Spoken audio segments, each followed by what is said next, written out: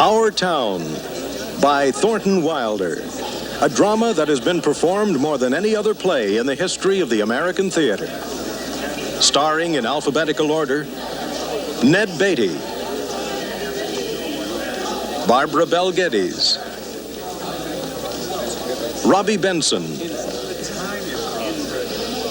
Ronnie Cox, Glynnis O'Connor, Seda Thompson,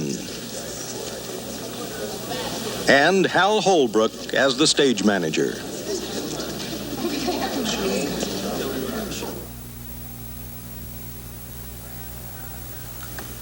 This play is called Our Town. It is written by Thornton Wilder. The name of the town is Grover's Corners, New Hampshire, just across the Massachusetts line. Latitude 42 degrees 40 minutes, longitude 70 degrees 37 minutes. Well, I better show you how our town lies.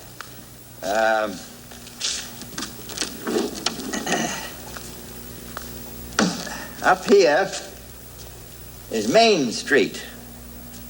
Cutting across it over there on the left is the railroad tracks. Across the tracks is Polish Town. You know, foreign people come here to work in the mill, a couple of Canuck families, and the Catholic Church. Over there is a Congregational Church. Across the street's Presbyterian, Methodist, and Unitarian are over here. Baptist is down in the holler by the river. Right here is the town hall and post office combined. Jail's in the basement. Brian once made a speech from these very steps here. Along here's a row of stores, hitching posts and horse blocks in front of them. First automobile's going to come along in about 5 years. Belong to Banker Cartwright, our richest citizen. Lives in the big White House up on the hill. Right here's the grocery store, and here's Mr. Morgan's drugstore. Most everybody in town manages to look into those two stores once a day. The public school's over yonder, high school's still further over. 8:45 mornings, noon times, and 3 o'clock afternoons, the whole town can hear the yelling and screaming from those schoolyards. Nice town, you know what I mean? Nobody very remarkable ever come out of it, so far as we know. The earliest tombstones in the cemetery up there on the mountain say 1670, 1680. They're Grovers and Cartwrights, Gibbses and Hersey's, same names as around here now. The first act shows a day in our town. The day is May 7, 1901. The time is just 4 dawn. Yeah, the sky is beginning to show some streaks of light over in the east there, behind our mountain. The morning star always gets wonderful bright. A minute before it has to go, doesn't it? This is our doctor's house, Doc Gibbs. Mrs. Gibbs' garden, corn, beans, peas, hollyhock, heliotrope, a lot of burdock. In those days, our town newspaper come out twice a week, the Grover's Corners Sentinel, and this is Editor Webb's house. Miss Webb's garden, just like Miss Gibbs, only it's got a lot of sunflowers, too, and a big butternut tree. Of course, we could have actual trees and houses if we thought you needed them, but, you know this town, don't you? Well, as I said, it's just about dawn. The only lights on in town are in a cottage over by the tracks where a Polish mother's just had twins, and in the Joe Crowell house where Joe Jr.'s getting up so as to deliver the paper, and in the depot where Shorty Hawkins getting ready to flag the 5:45 for Boston. Naturally, out in the country, all around, there have been lights on for some time, what with milkins and so on. The town folks sleep late. So another day's begun. Here's Doc Gibbs coming down Main Street now, coming back from that baby case. And here's his wife coming downstairs to get breakfast. Doc Gibbs died in 1930. New hospital's named after him. Miss Gibbs died first, a long time ago, in fact. She went out to visit her daughter, Rebecca, who married an insurance man in Canton, Ohio, and died there, pneumonia. But her body was brought back here. She's up in the cemetery there now, into the whole mess of Gibbses and Hearses. She was Julia Hersey before she married Doc Gibbs in the Congregational Church over there. In our town, we like to know the facts about everybody. That's Doc Gibbs. Got that call at 1:30 this morning. And there comes Joe Crowell, Jr., delivering Mr. Webb's Sentinel. Morning, Doc. Morning, Joe. Somebody been sick, Doc? No, just some twins born over in Polish Town. Want your paper now? Yes, I'll take it. Anything serious going on in the world since Wednesday? Yes, sir. My school teacher, Miss Foster's getting married to a fellow over in Concord. I declare. How do you boys feel about that? Well, of course, it's none of my business. But I think if a person starts out to be a teacher, she ought to stay one. How's your knee, Joe? Fine, Doc. Never think about it at all. Only like you said, it always tells me when it's gonna rain. Well, what's it telling you today? Go in the rain? No, sir. Sure? Yes, sir. Knee ever make a mistake? No, sir. I'll tell you something about that boy Joe Crowell there. Joe was awful bright. Graduated high school here, head of his class. So he got a scholarship to Massachusetts Tech. Graduated head of his class there, too. It was all wrote up in the Boston paper at the time. Gonna be a great engineer, Joe was. But the war broke out and he died in France. All that education for nothing. G'day, Bessie. What's the matter with you today? Here comes Howie Newsom delivering the milk. Morning, Doc. Morning, Howie. Somebody sick? Pair of twins over to Mrs. Garoslavsky's. Twins, eh? This town's getting bigger every year. Going to rain, Howie. No. Fine day. That'll burn through. Come on, Bessie. Hello, Bessie. How old is she, Howie? Going on 17. Bessie's all mixed up about the route ever since the Lockhart stopped taking that quart of milk every day. She wants to leave my quart just the same. Keeps scolding me the whole trip. Good morning, Howie. Morning, Miss Gibbs. Doc's just coming down the street. Is he? Seems like you're late today. Yes, something went wrong with the separator. Don't know what 'twas. Children, time to get up. George, Rebecca. Come on, Bessie. Everything all right, Frank? Yes, I declare. These are just kittens. They're going to be ready in a minute. Sit down, drink your coffee.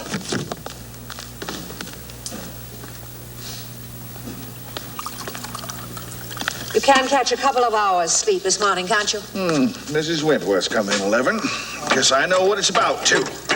Her stomach ain't what it ought to be.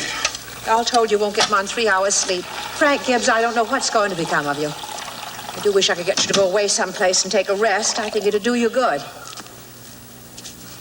I declare you've got to speak to George. Seems like something's come over him lately. He's no help to me at all. I can't even get him to cut me some wood. Is he sassy to you?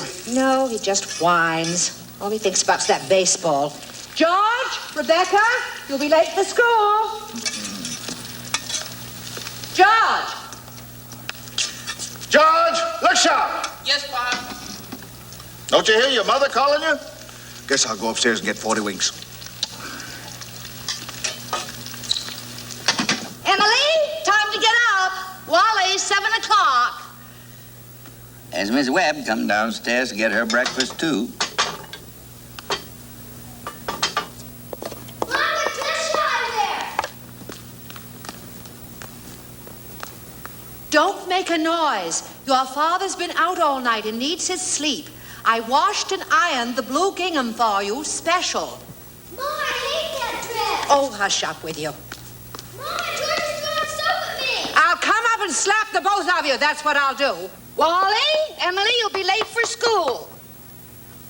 Wally, you wash yourself good or I'll come up and do it myself.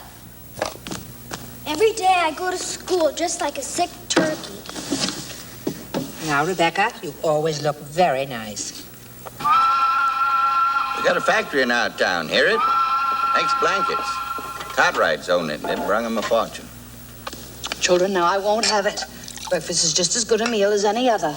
I won't have you gobbling like wolves. It'll stunt your growth. That's a fact. Put away your book, Wally. Mama, by 10 o'clock I gotta know all about Canada. You know the rules as well as I do. No books at table. As for me, I'd rather have my children healthy than bright. I'm both, Mama. You know I am. I'm the brightest girl in school for my age. I have a wonderful memory. Eat your breakfast. I'll speak to your father about it when he's rested. Seems to me 25 cents a week's enough for a boy your age. I declare I don't know how you spend it all. Oh, Ma, I got a lot of things to buy. Strawberry phosphates, that's what you spend it on. I don't see how Rebecca comes to have so much money. She has more than $1. I've been saving it up gradual. Well, dear, I think it's a good thing to spend some every now and then. Mama, do you know what I love most in the world, do you? Money. Eat your breakfast.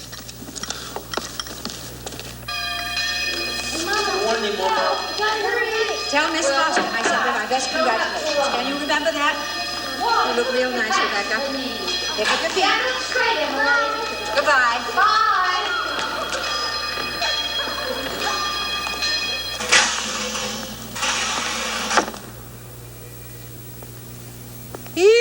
Chick, chick, chick, chick, chick, chick, chick, chick, chick, chick.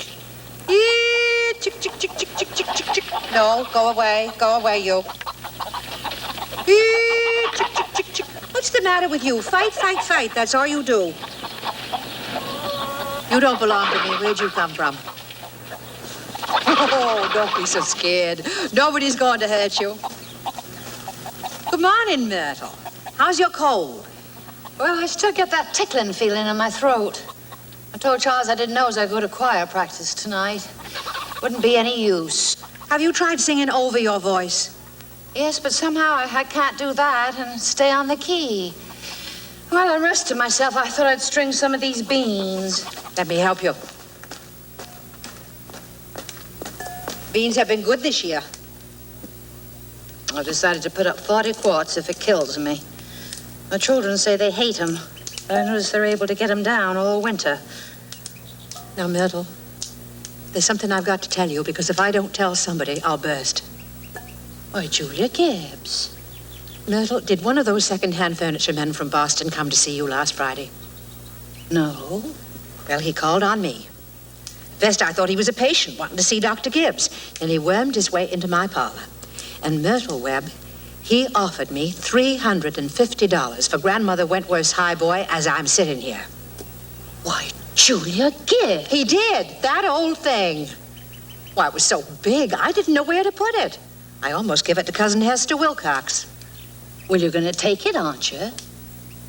Oh, I don't know. You don't know? $350? What's come over you? Well, if I could get the doctor to take the money and go away someplace on a real trip, I'd sell it like that. You know, Myrtle, it's been the dream of my life to see Paris, France. Oh, I don't know. It's crazy, I suppose. But for years I've been promising myself if we ever had the chance. How does the doctor feel about it? Well, I did beat about the bush a little and said if I got a legacy, that's the way I put it, I'd make him take me somewhere. What'd he say? Oh, you know how he is. I haven't heard a serious word out of him since I've known him. No, he said it might make him discontented with Grover's Corners to go traipsing about Europe. Better let well enough alone, he says. Every 2 years he makes a trip to the battlefields of a civil war, and that's enough treat for anybody, he says. Well, Mr. Webb just admires the way Dr. Gibbs knows everything about the Civil War. Mr. Webb's a good mind to give up Napoleon and move over to the Civil War. Only Dr. Gibbs, being one of the greatest experts in the country, just makes him despair. It's a fact. Dr. Gibbs is never so happy as when he's at Antietam or Gettysburg. The times I've walked over those hills, Myrtle, stopping at every bush and pacing it all out like we were going to buy it. Well, if that second-hand man's really serious about buying it, Julia, you sell it. And you'll get to see Paris all right. Just keep dropping hints from time to time. That's how I got to see the Atlantic Ocean, you know. Oh, I'm sorry I mentioned it. But it does seem to me that once in your life, before you die, you ought to see a country where they don't talk in English. And don't even want to. That'll do, ladies. Thank you very much. Now, we're going to skip a few hours, but first, we want a little more information about the town. Kind of a scientific account, you might say. So I've asked Professor Willett of our state university to sketch in a few details of our past history here. Just a few brief notes. Thank you, Professor. Unfortunately, our time is limited. Grover's Corners, let me see. Grover's Corners lies on the old Pleistocene granite of the Appalachian Range. I may say that's some of the oldest land in the world, and we're very proud of that.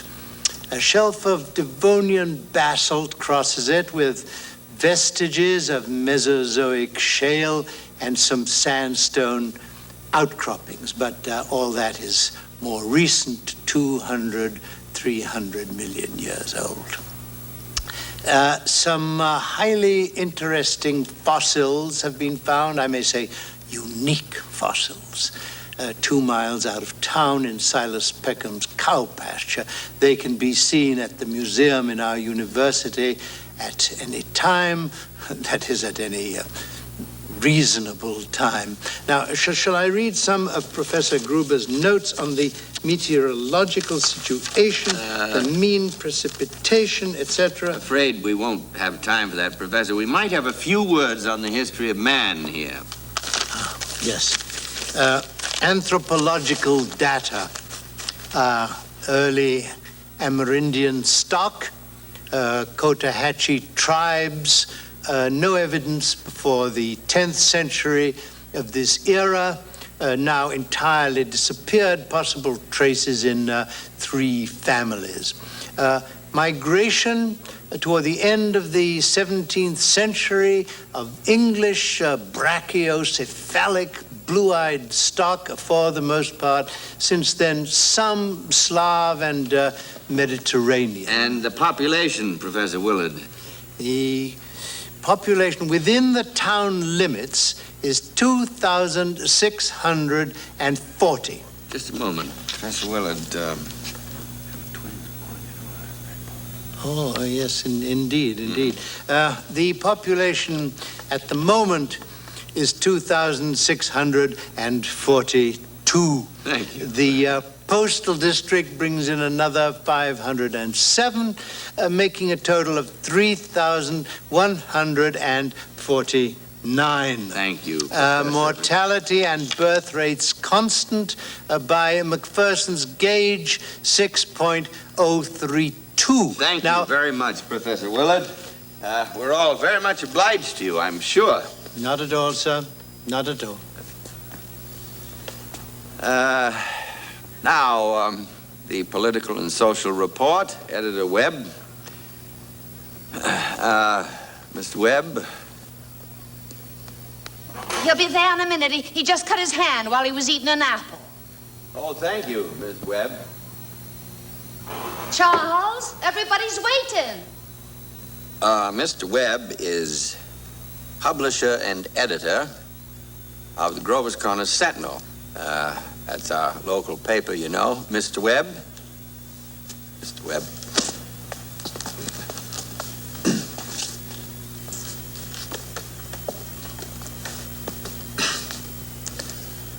Well, I don't have to tell you that we're run here by a board of selectmen. All males vote to age 21. Women vote indirect. We're lower middle class, sprinkling professional men, 10% illiterate laborers. Politically, we're 86% Republicans, 6% Democrats, 4% Socialists, rest indifferent.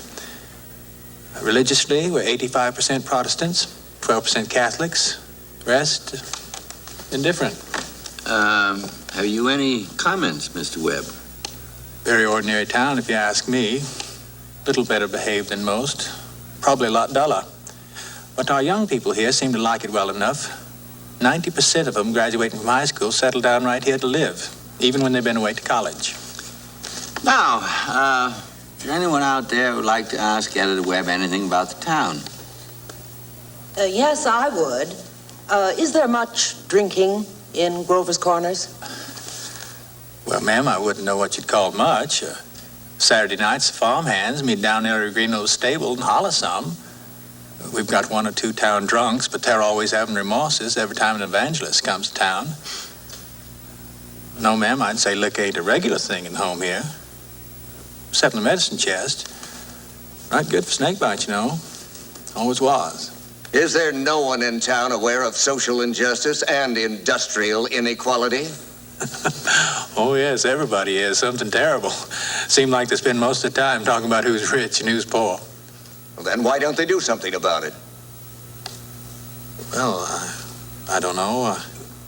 I guess we're all hunting like everybody else for a way the diligent and sensible can rise to the top and the lazy and quarrelsome can sink to the bottom, but it ain't easy to find. Meanwhile, we do all we can to help those who can't help themselves. And those who can, we leave alone.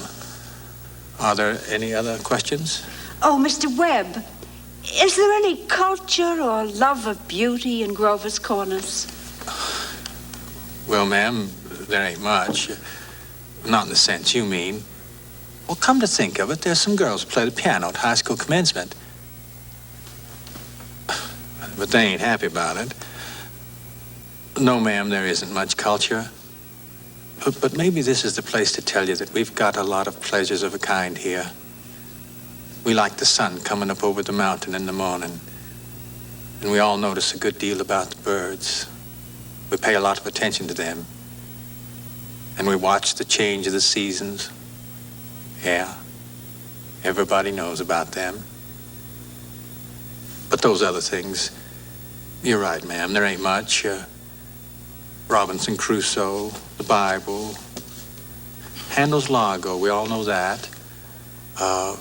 Whistler's Mother. Those are just about as far as we go. Thank you, Mr. Webb. Now, let's get back to the town. It's early afternoon. All 2,642 have had their dinners, and all the dishes have been washed. There's an early afternoon calm in our town, a buzzing and a humming from the school buildings. Only a few buggies on Main Street, horses dozing at the hitching posts. You all remember what it's like. Doc Gibbs is in his office tapping people and making them say, ah.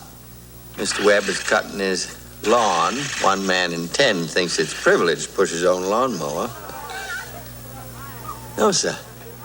It's later than I thought. Children are coming home from school already.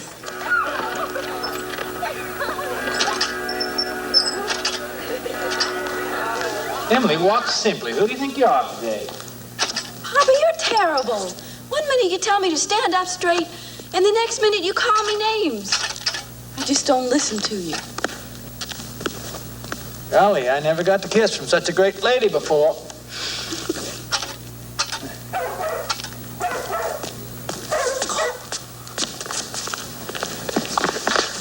Excuse me, Miss Forrest. Go and play in the fields, young man. Got no business playing baseball on Main Street. I'm awful sorry, Miss Forrest.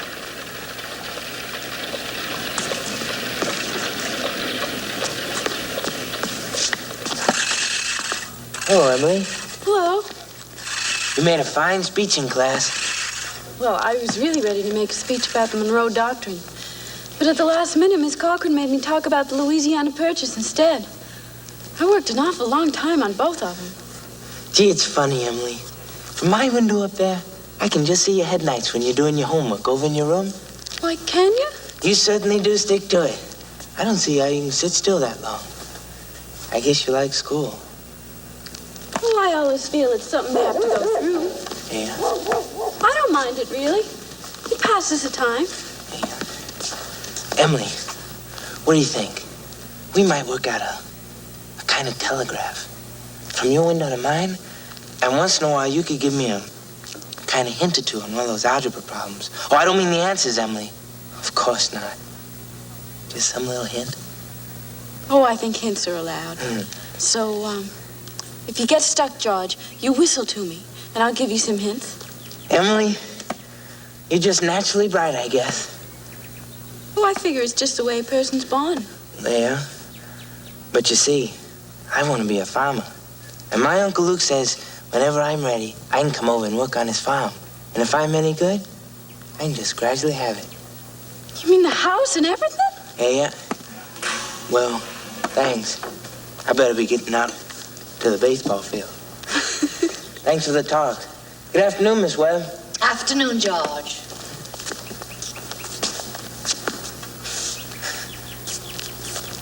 So long, Emily. So long, George. Emily, come help me string these beans for the winter.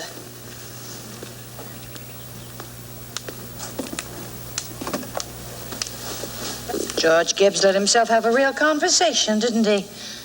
Why, he's growing up. How old would George be? I don't know. Let's see. He must be almost 16.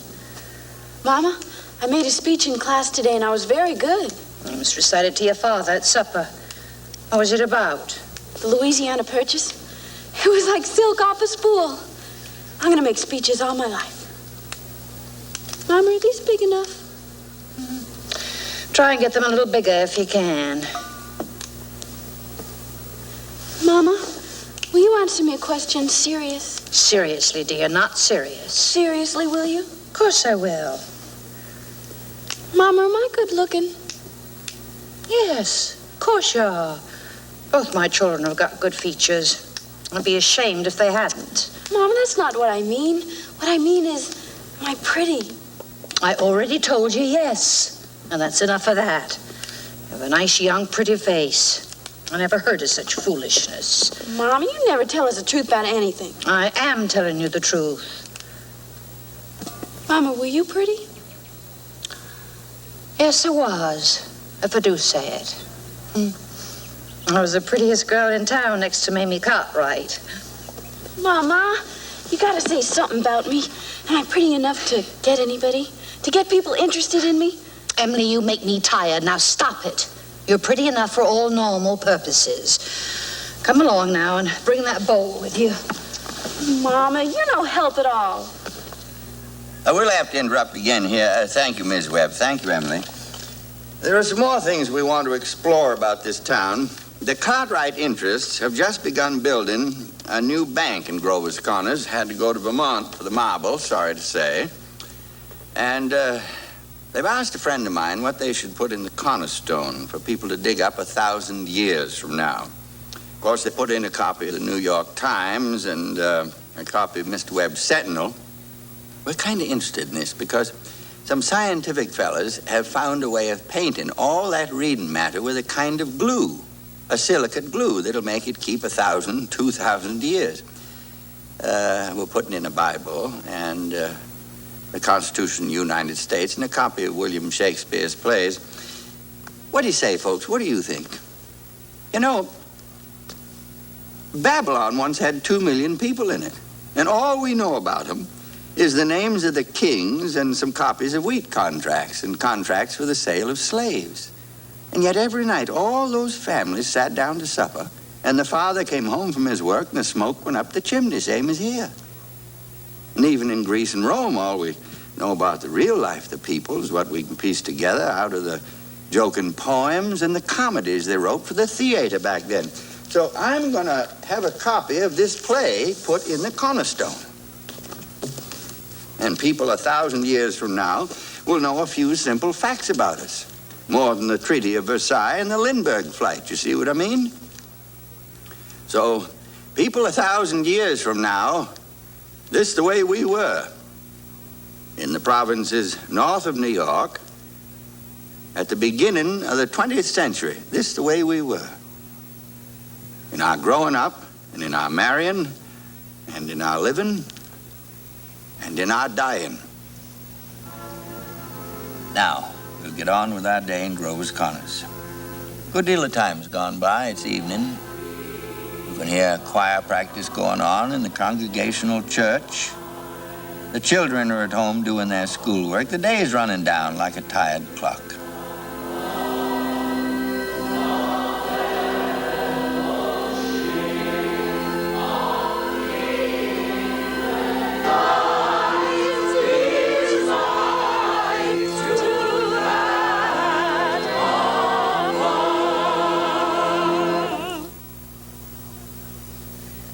All right, now, do it again.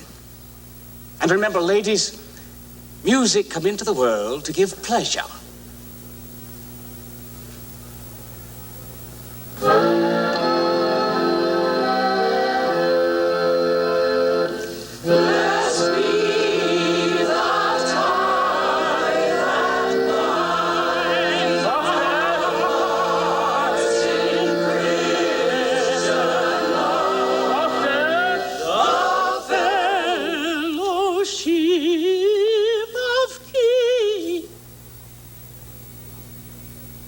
get it out of your heads that music's only good when it's loud. You leave loudness to the Methodists. Couldn't beat them even if you wanted to. Now again.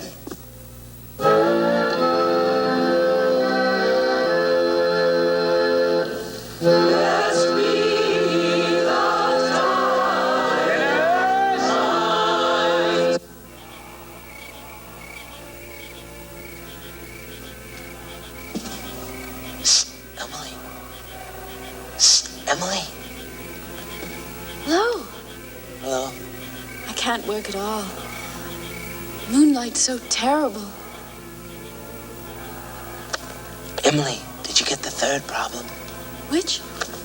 The third? Well, yes, George, that's the easiest of them all.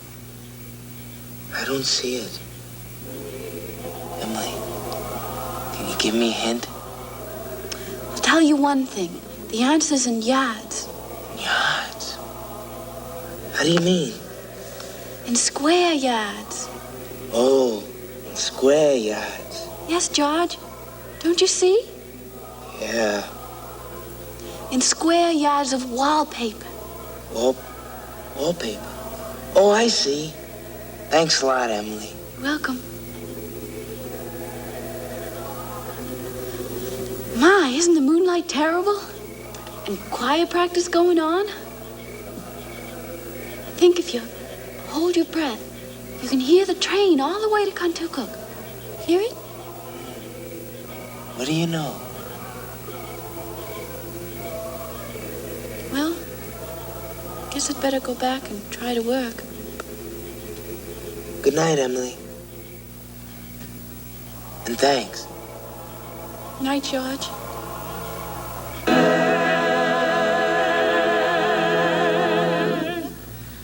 It's better. Well, it ain't no miracle. Now, before I forget it, how many of you will be able to come in next Tuesday afternoon to sing at Fred Hersey's wedding? Show your hands. Oh, well, that'll be fine. Be right nice. We'll do the same music we did at Jane Trowbridge's last month. Now then, we'll do Art Thou Weary, Art Thou Languid. It's a question, ladies and gentlemen. Make it talk. Ready? Art thou weary? Art thou languid?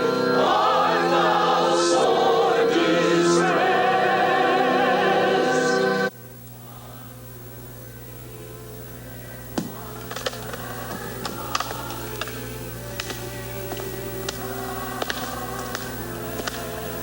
George, can you come down here a minute? Yes, Pop.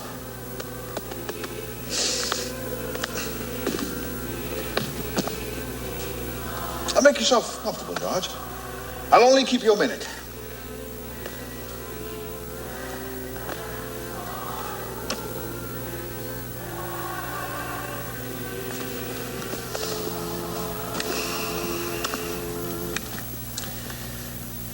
George, how old are you? I'm 16. Almost 17. What do you want to do when school's over? Well, you know, Pa. I want to be a farmer on Uncle Luke's farm. You'll be willing, will you, to get up early and milk and feed the stock? You'll be able to hoe and hay all day? Sure I will. What do you mean, Pa? Well, George, while I was in here seeing someone today, I heard a funny sound. What do you think it was? It was your mother chopping wood. There you see your mother. Getting up early, cooking meals all day long, washing, ironing. Still, she has to go out in the backyard and chop wood. I guess she just got tired of asking you. She just decided it would be easier to do it herself. And you eat her meals, put on the clothes that she keeps nice for you, and you run off and play baseball like she's some hired girl that we keep around the house, but we don't like very much. Well, I knew all I had to do was draw your attention to it. Here's a handkerchief, son. George, I've decided to raise your spending money 25 cents a week. Not, of course, for chopping wood for your mother. That's a present you give to her. But because you're getting older. And I imagine there are a lot of things that you'll find to do with it. Thanks, Pa. Let's see, tomorrow's your payday. You can count on it. Probably Rebecca will feel she ought to have some more, too. Wonder what could be keeping your mother. Choir practice has never been this late before. It's only 8:30, Pa. I don't know why she's in that old choir anyway. She hasn't got any more voice than an old crow. Traipsing around the streets this hour of the night. Just about time you retired, don't you think? Yes, Pa.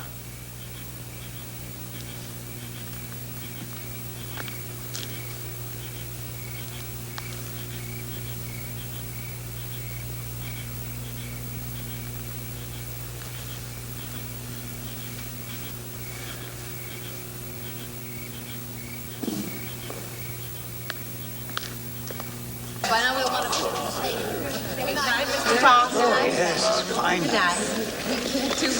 My, it's late. Good night, Emma. Good night. Real nice choir practice, wasn't it?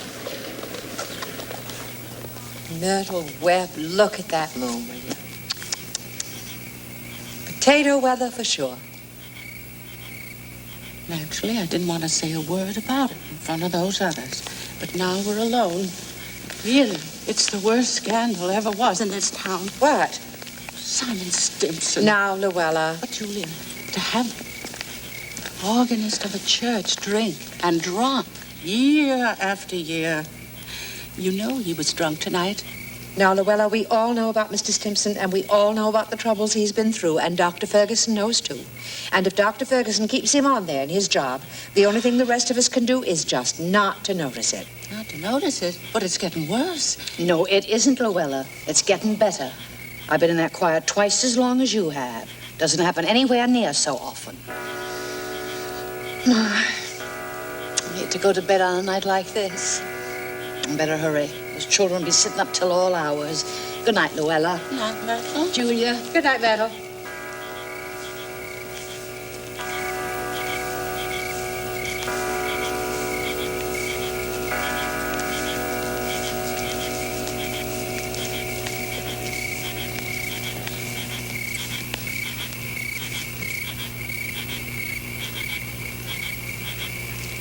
Can you get home safe, Luella?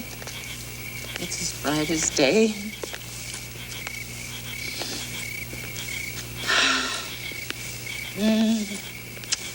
I can see Mr. Soames scowling at the window now. You'd think we'd been to a dance, the way the men folk carry on.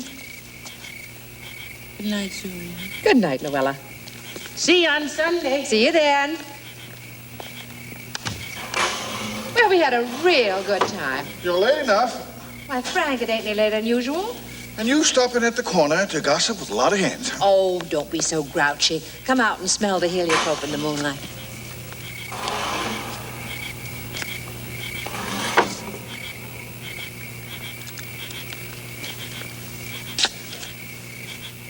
Isn't that wonderful?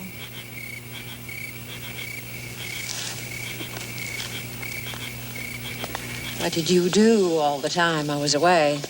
Oh, I read, as usual. What were the girls gossiping about tonight? Well, believe me, Frank, there's something to gossip about. Simon Stimson far gone, was he? Worst I've ever seen him. How will that end, Frank? Dr. Ferguson can't forgive him forever. I guess I know as much about Simon Stimson's affairs as anybody in this town. Some people ain't made for small-town life. I don't know how that'll end, but there's nothing we can do but just leave it alone. Come, get in. No, not yet.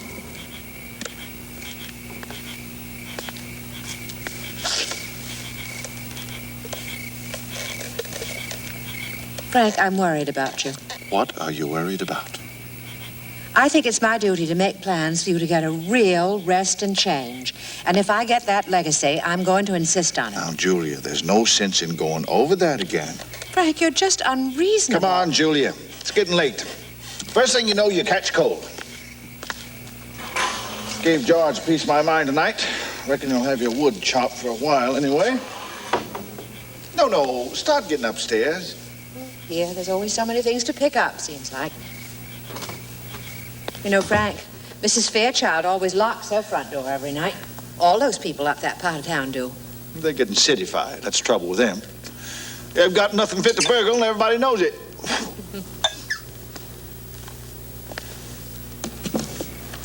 Get out, Rebecca. There's only room for one at this window. Let me just look a minute. Well, use your own window. I did, but there's no moon there. George, do you know what I think, do you? I think maybe the moon's getting nearer and nearer. There'll be a big explosion. Rebecca, you don't know anything. If the moon were getting nearer, the guys who sit up all night with their telescopes would see it first. Then they'd tell about it. Then it'd be in all the newspapers. George, is the moon shining on South America, Canada, and half the whole world? Well, probably is. 9:30, most of the lights are out. There's Constable Warren trying a few doors on Main Street. And here comes Editor Webb out putting his newspaper to bed. Evening, Bill. Good evening, Mr. Webb. Quite a moon.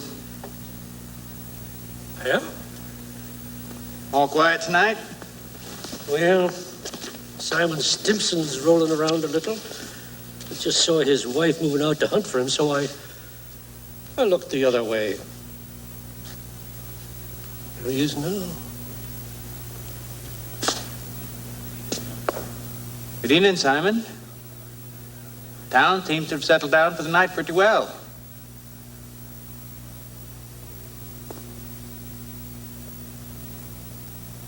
Good evening. Yeah? Most of the town settled down for the night, Simon. I guess we'd better do the same.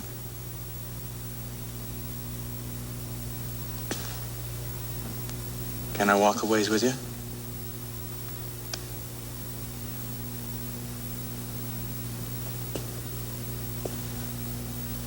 Good night.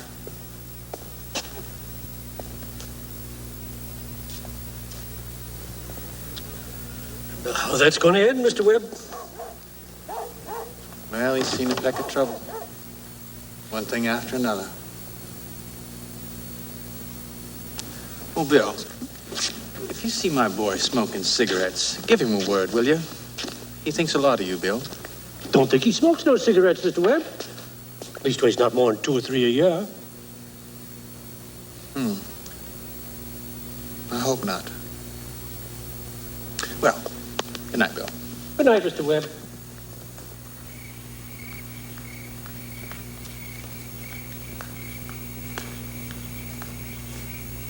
Who's that up there? Is that you, Myrtle? Oh, no, it's me, Papa. Why aren't you in bed? I don't know. I just can't sleep yet, Papa. The moonlight's so wonderful. The smell of Mrs. Gibbs' heliotrope. Can you smell it? Yeah? Haven't any troubles on your mind, have you, Emily? Troubles, Papa? No. Well, enjoy yourself. Don't let your mother catch you.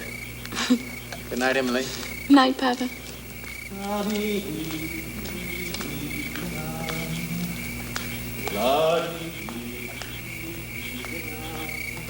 Never told you about that letter Jane Crawford got from a minister when she was sick. Wrote Jane a letter. On the envelope, the address was like this. It said to Jane Crawford, the Crawford Farm, Grover's Corners, Sutton County, New Hampshire, the United States of America. What's so funny about that? But listen, it's not finished. United States of America, continent of North America, Western Hemisphere, the Earth, the solar system, the universe, the mind of God. And that's what it said on the envelope. What do you know? Yep, and the postman brought it just the same. What do you know? That's the end of the act, friends. We'll be back in a couple of minutes. 3 years have gone by. Yes, the sun's come up over 1,000 times. Summers and winters have cracked the mountains a little bit more, and the rains have brought down some of the dirt. Some babies that weren't even born before have begun talking regular sentences already. And a number of people who thought they were right young and spry have noticed they can't bound up a flight of stairs like they used to without their heart fluttering a little. All that can happen in 1,000 days. Nature's been pushing and contriving in other ways, too. A number of young people fell in love and got married. Yes, the mountain got bit away a few fractions of an inch.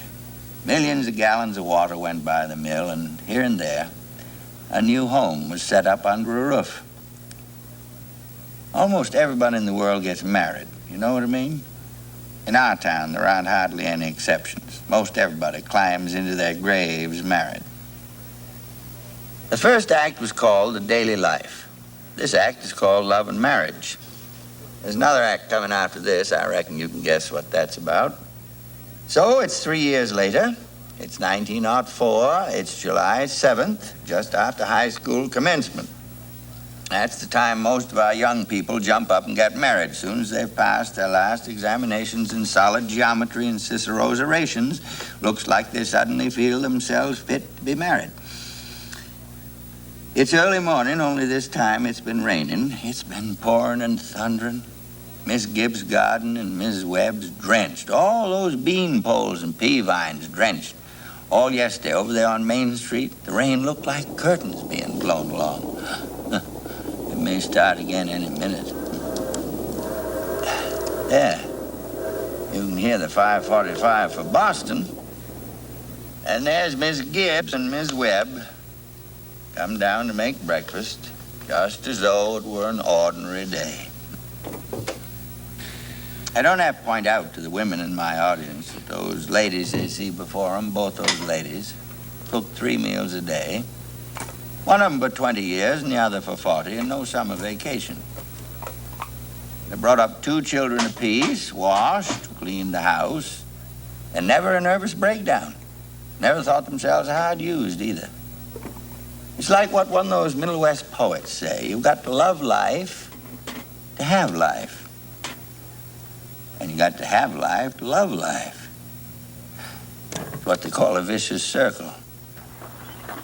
Here comes Howie Newsom delivering the milk. Morning, Si. And there's Si Crowell Howie. delivering the papers like his brother before him. Anything in the papers I ought to know? Nothing much. Except we're losing the best baseball pitcher Grover's Corners ever had. Yeah, reckon he is. And now all he'll be doing is pitch and hang. Whoa, Bessie. Guess I can stop and talk if I have a mind to. He could hit, too, and run bases. Yeah, mighty fine ball player. Don't see I could give up a thing like that just to get married. Would you have, Howie? Can't tell, Si. Never had no talent that way. Morning, Howie. Hello, Bill. Hi, Mr. Wise. You're up early. Seeing if there's anything I can do to prevent a flood. The river has been rising all night. Si Crowell's all worked up here about George Gibbs retiring from baseball. Yes, sir, that's the way it goes. Back in '84, we had a player, Si, even George Gibbs could touch him. Name of Hank Todd. Went down to Maine and become a parson. Wonderful ball player.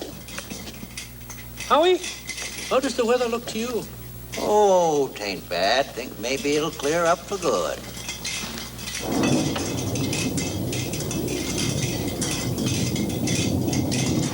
Morning, Miss Gibbs. Good morning, Howie. Too bad about the weather. It's been raining so heavy that maybe it'll clear up. Certainly hope it will. How much did you want today? I'm going to have a house full of relations, Howie. Looks to me like I'll need 3 of milk, 2 of cream. My wife says to tell you we both hope they'll be very happy, Miss Gibbs. No, they will. Thanks a lot, Howie. You tell your wife I hope she gets there to the wedding. Yeah, she'll be there. She'll be there if she can. Morning, Miss Webb. Oh, good morning, Mr. Newsom. I told you 4 quarts of milk, but I hope you can spare me another. Yes, sir, and the 2 of cream. Will it start raining again, Mr. Newsom? Well, just saying to Mrs. Gibbs how it may lighten up. Mrs. Newsom told me to tell you is how we hope they'll both be very happy, Miss Webb. No, they will. Thank you. And thank Mrs. Newsom. And we're counting on seeing you at the wedding. Yes, Miss Webb, we hope to get there. Couldn't miss that. Come on, Bessie.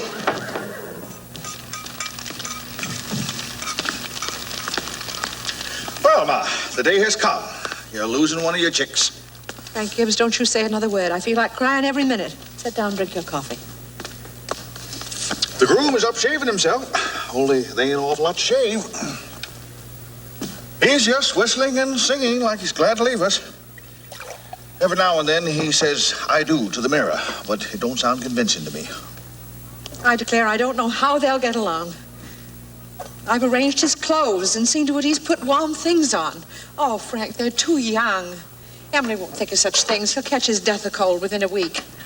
I was remembering my wedding morning, Julia. Now, don't start that, Frank Gibbs. I was the scariest young fella in the state of New Hampshire. I thought I'd made a mistake for sure. And when I saw you coming down that aisle, I thought you were the prettiest girl I'd ever seen. Only trouble was, I'd never seen you before. There I was, in the Congregational Church, marrying a total stranger. And how do you think I felt? I tell you, Frank, weddings are perfectly awful things. Farces, that's what they are. Here, I made something for you. Why, Julia Hersey. French toast? Ain't hard to make. Had to do something.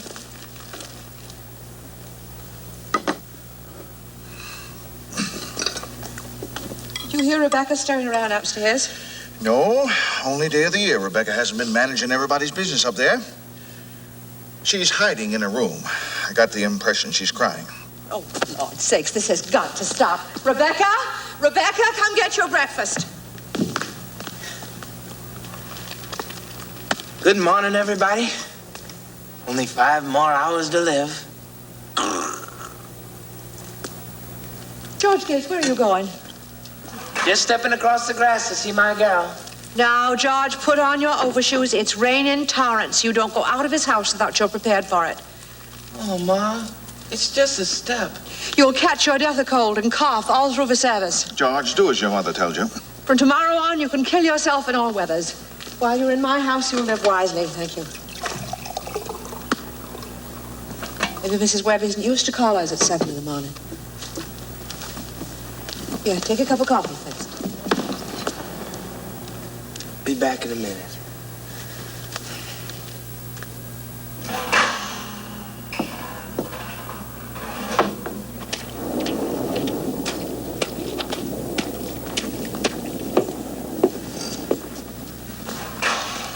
Good morning, Mother Webb. Oh, goodness, you frightened me. Now, George, you can come in a minute out of the wet, but you know I can't ask you in. Why not? George, you know as well as I do, the groom can't see his bride on his wedding day. Not until he sees her in church. Oh, that's just a superstition. Come on, Mr. Webb. Morning, George. Mr. Webb, you don't believe in that superstition, do you? Lot of common sense in some superstitions, George. Millions have followed it, George. And you won't be the first to fly in the face of custom. How's Emily?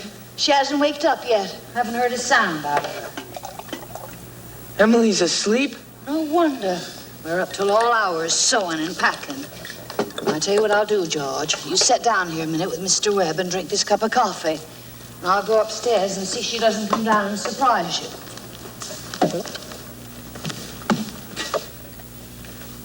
There's some bacon, too, but don't be long about it.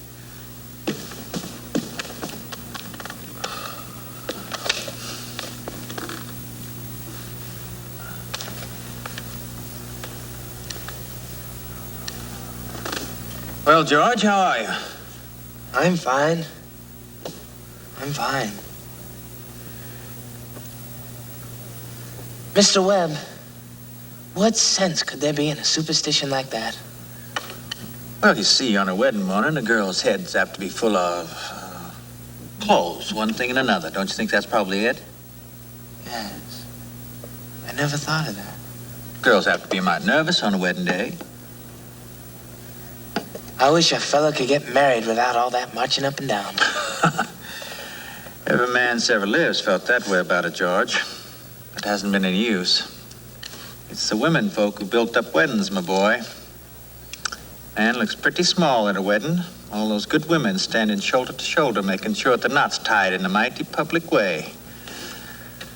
Well, but you believe in it, don't you, Mr. Webb? Oh, yes. Oh, yes. Now, don't you misunderstand me, my boy. Marriage is a wonderful thing. Wonderful thing, George, and don't you forget that. No, sir. Mr. Webb, how old were you when you got married? Well, you see, I'd been to college. I'd taken some time to get settled. But Mrs. Webb, she wasn't much older than what Emily is. Oh, age hasn't much to do with it, George. Not compared with other things. What were you going to say, Mr. Webb? Oh, I don't know. Was I going to say something? George, I was thinking the other night of some advice my father gave me when I got married. Charles, he said, Charles, start out early showing who's boss, he said. Best thing to do is give an order, even if it don't make sense, just so she'll learn to obey. And he said, if anything about your wife irritates you, a conversation or anything, just get up and leave the house. That'll make it clear to her, he said. Oh, yes. He said, never let your wife know how much money you have. Never. Well, Mr. Webb, I don't think I can. So I took the opposite of my father's advice, and I've been happy ever since. And let that be a lesson to you, George, never to ask advice on personal matters. George, are you going to raise chickens on your farm? What? Are you going to raise chickens on your farm? Well, Uncle Luke's never been much interested. Book came into my office the other day, George, on the Philo system of raising chickens. I want you to read it. I'm thinking of beginning in a small way in the backyard, and I'm going to put an incubator in the cellar. Charles, you talking about that old incubator again? I thought you two would be talking about things worthwhile. Well, Myrtle, if you want to give the boy some good advice, I'll go upstairs and leave you alone with him. George, Emily's got to come downstairs and eat her breakfast. She sends you her love, but she doesn't want to lay eyes on you. Goodbye. Goodbye.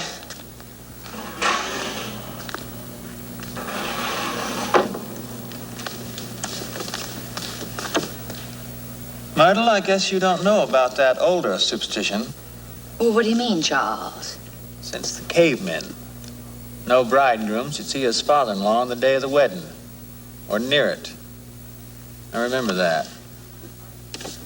Thank you very much, Mr. and Mrs. Webb. Now, I have to interrupt again here.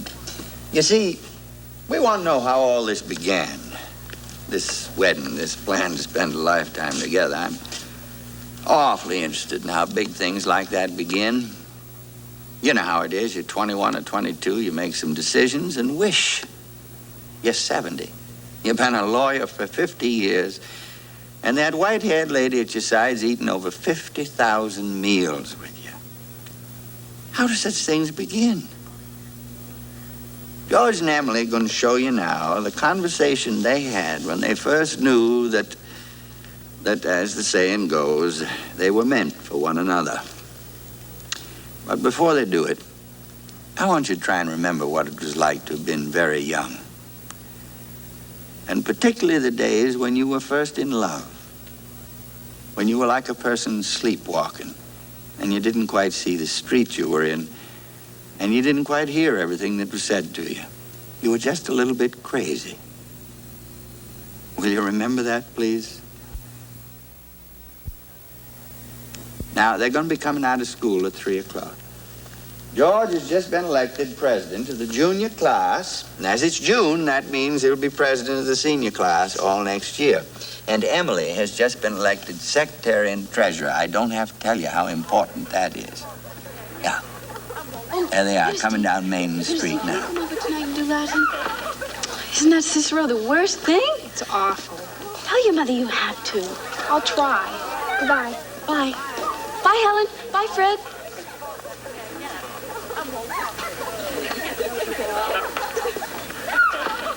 Can I carry your books home for you, Emily? Thank you. Just go.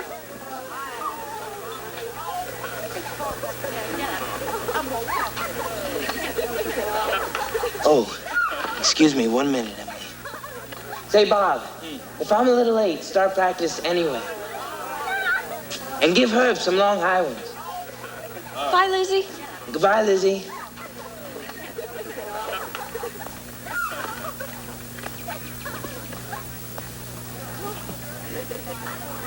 I'm awful glad you're elected too, Emily. Thank you.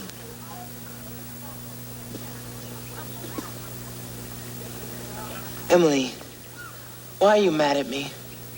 I'm not mad at you. You've been treating me so funny lately. Well, since you asked me, I might as well say it right out, George. Goodbye, Miss Corcoran. Goodbye, Miss Corcoran. What is it? I don't like the whole change that's come over you in the last year. I'm sorry if it hurts your feelings, but I've got to tell the truth and shame the devil. Change? Well, what do you mean? Well, up to a year ago, I used to like you a lot. And I used to watch you as you did everything. 'Cause we'd been friends so long. And then you began spending all your time at baseball. And you never stopped to speak to anybody anymore. Not to really speak. Not even to your own family you didn't. And George, it's a fact. Ever since you've been elected captain, you've got awful conceited and stuck up. And all the girls say so.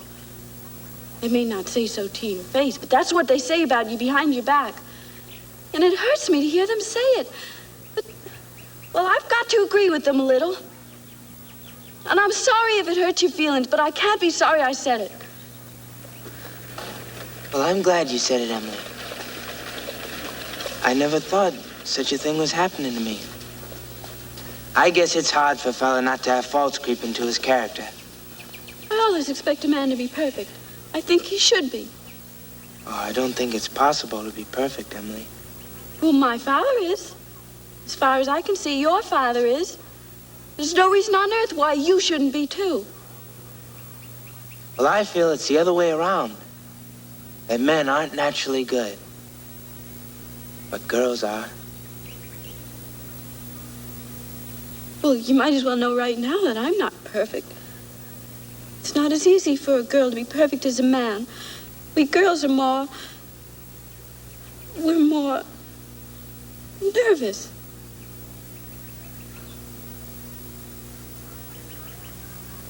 I'm sorry I said all that about you. I don't know what made me say it. Emily? Now I can see it's not the truth at all, and I suddenly feel it isn't important anyway. Emily, would you like an ice cream soda or something before you go home?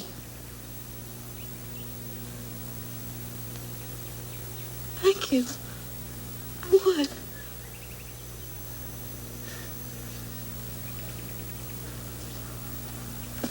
Hello, Stu. How are you? Good afternoon, Miss Slocum.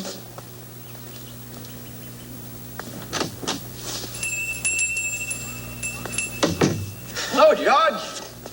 Hello, Emily. What do you have? Why, Emily Webb, what you been crying about? She just had an awful scare, Mr. Morgan. She almost got run over by that hardware store wagon. Everybody says that Tom Huckins drives like a crazy man. Well, now you take a drink of water, Emily. You look all shook up. I tell you, you gotta look both ways before you cross Main Street these days. It's worse every year. What'll you have? Well, I'll have strawberry phosphate. Thank you, Mr. No. Morgan. No. Emily, have an ice cream soda with me. 2 strawberry ice cream sodas, Mr. Morgan. 2 strawberry ice cream sodas. Yes, sir. There are 125 horses in Grover's Corners this minute I'm talking to him. State inspector was here yesterday. And now they're bringing in these automobiles. Best thing to do is just stay home.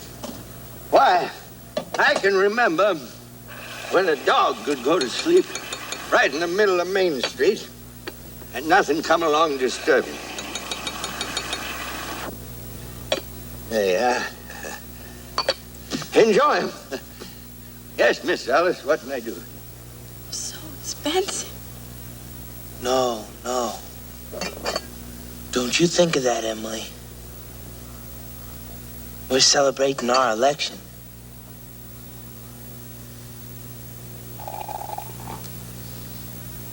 And then, do you know what else I'm celebrating?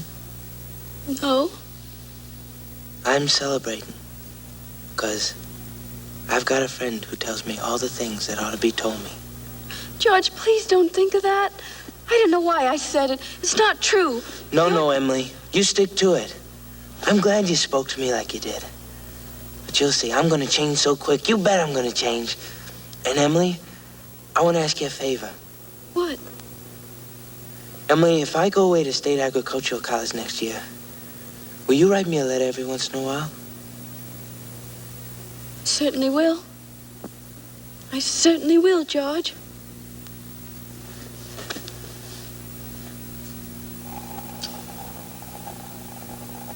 It certainly seems like being away for 3 years, you'd get out of touch with things. Maybe letters from Grover's Corners wouldn't be so interesting after a while.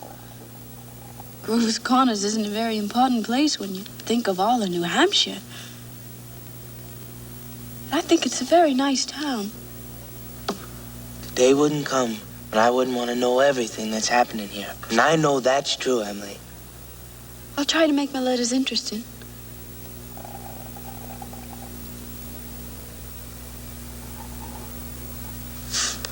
You know, Emily, whenever I meet a farmer, I ask him if he thinks it's important to go to agricultural school to be a good farmer. Why, George. Yeah. And some of them say it's even a waste of time. Well, you can get all those things anyway out of the pamphlets the government sends out. And Uncle Luke's getting old. He's about ready for me to start in taking over his farm. Tomorrow, if I could. And like you say, being gone all that time in other places and meeting other people, gosh, if anything like that can happen, I don't want to go away. And I guess new people aren't any better than old ones. I bet they almost never are. And Emily, I feel you're as good a friend as I got. So I don't need to go and meet the people in other towns. But George, maybe it's very important for you to go and learn all that about cattle judging and soils and those things. Of course, I don't know. Emily, I'm gonna make up my mind right now. I won't go. I'll tell Pa about it tonight. Well, I don't see why you have to decide right now. It's a whole year away. Emily, I'm so glad you spoke to me about that fault in my character. What you said was right. But there was one thing wrong in it, and that's when you said that for a year I wasn't noticing people. And you, for instance, while you say you were watching me when I did everything, I was doing the same about you all the time. Why, sure. I always thought about you as one of the chief people I thought about. And I always made sure where you were sitting in the bleachers and who you were with. And for 3 days now, I've been trying to walk home with you, but something's always gotten in the way. And yesterday, I was standing over there waiting for you against the wall. And you walked home with Miss Corcoran. George, life's awful funny. Why, how could I have known that? Emily, I'm going to tell you why I'm not going to agricultural school. I think that once you found the person that you're fond of, I mean a person who's fond of you too, and who likes you enough to be interested in your character.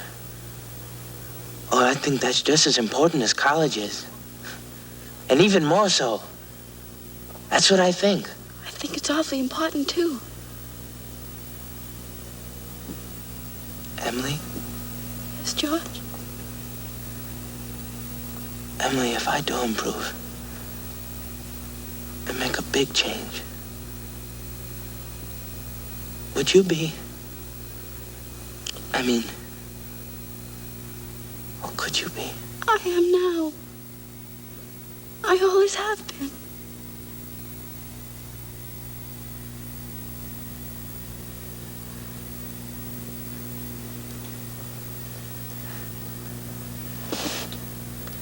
So I guess this is an important talk we've been having. Yes. Yes.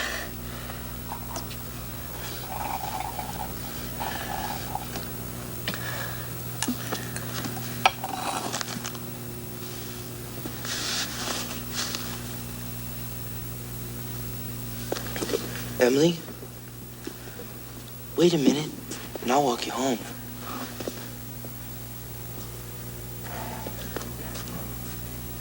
What? Mr. Morgan?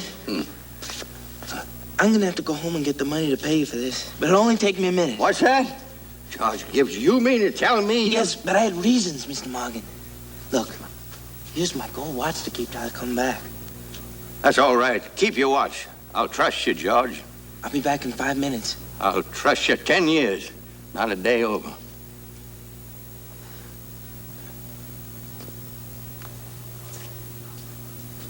Get all over your shock, Emily?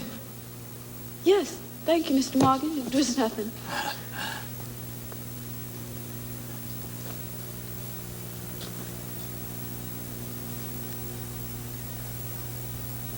I'm ready.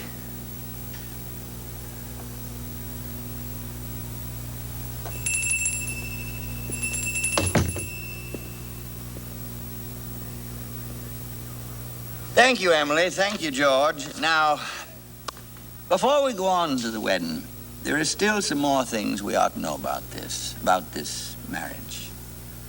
You know as well as I do, people are never able to say right out what they think of money or death or fame or marriage. You got to catch it between the lines. You've got to overhear it.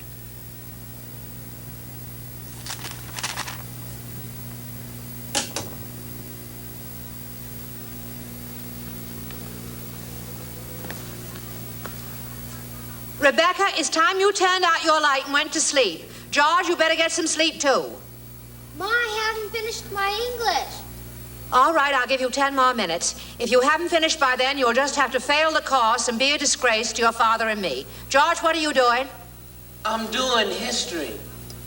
Well, you better go to bed. You're probably sleeping at the desk as it is.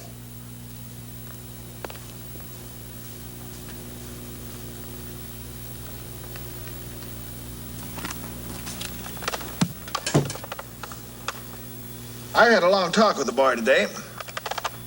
Did you? I tell you, Mrs. G, there is nothing so terrifying in the world as a son. The relation of a father to a son is the damnedest, awkwardest. I always come away feeling like a soggy sponge of hypocrisy. Well, a mother and daughter is no picnic, let me tell you. George has set on it. He wants to marry Emily. As soon as school's out, take her right on to the farm. He always was crazy about farming. Gets that from my people. I swear, I think he's too young to get married. Julia, he's just a green, half-grown kid. He isn't ready to be a family man. No, he ain't. You're right. But he's a good boy. I wouldn't like to think of him being alone out there. Coming into town on Saturday nights like any old farmhand. Tuckered out from work, looking for excitement. Might get into bad ways. You know, Frank, I've been watching Emily. George is a lucky boy when you think of all the silly girls in the world. But Julia, George married that great, gangling, selfish nincompoop. Yes, I know. Frank, what do you do to your collars? Do you know 'em? I never saw such a man for collars. When I married you, Julia, do you know what one of my terrors was in getting married? Sure, go on with you. I was afraid we wouldn't have material for conversation more than it'd last us a few weeks. I was afraid we'd run out and eat our meals in silence, that's a fact. You and I have been conversing for 20 years now without any noticeable barren spells. Well, good weather, bad weather. Their very choice. I always manage to find something to say.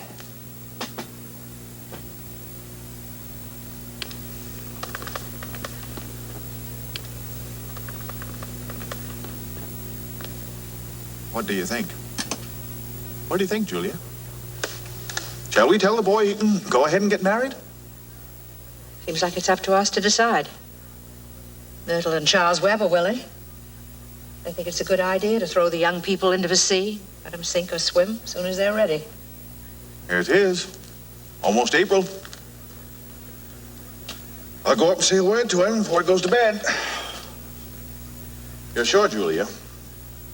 You've nothing more to add?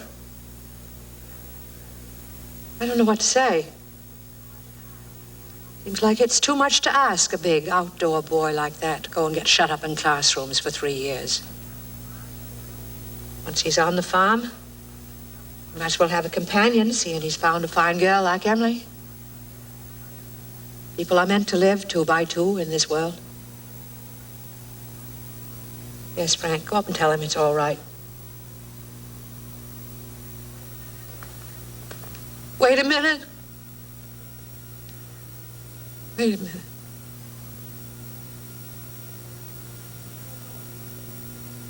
No, go up and tell him.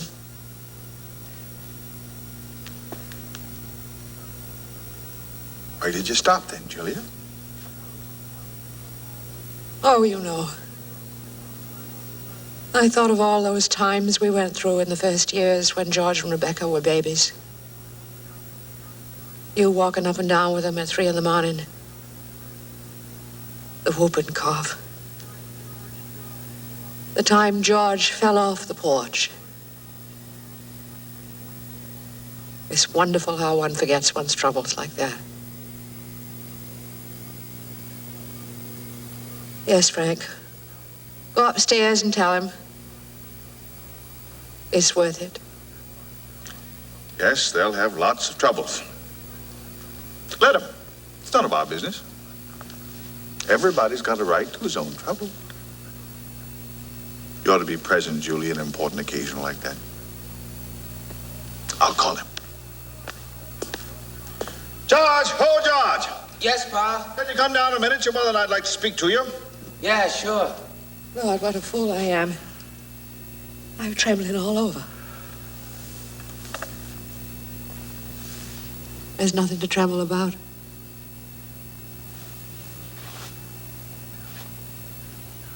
Well, now we're ready to get on with the wedding. A lot of things to be said about a wedding. A lot of thoughts that go on during the wedding. We can't get them all into one wedding, naturally, especially not into a wedding at Grover's Corners, where they're awfully plain and short. Now, in this wedding, I play the minister. That gives me the right to say a few more things about it. For a while now, the play gets pretty serious. You see, some churches say that marriage is a sacrament. Well, I don't quite know what that means, but I can guess. Like Miss Gibbs said a few minutes ago, people were made to live 2 by 2. This is a good wedding, but people are so put together that even at a good wedding, there's a lot of confusion way down deep in people's minds, and we thought that ought to be in our play, too. The real hero of this scene isn't on the stage at all, and you know who that is. It's like what one of those European fellas said. Every child born into the world is nature's attempt to make a perfect human being. We've seen nature pushing and contriving for some time now. We all know that nature's interested in quantity. But I think she's interested in quality, too. That's why I'm in the ministry. And don't forget all the other witnesses at this wedding. The ancestors, millions of them. Most of them set out to live 2 by 2 also. Millions of them. Well, that's all of my sermon. Wasn't very long anyway.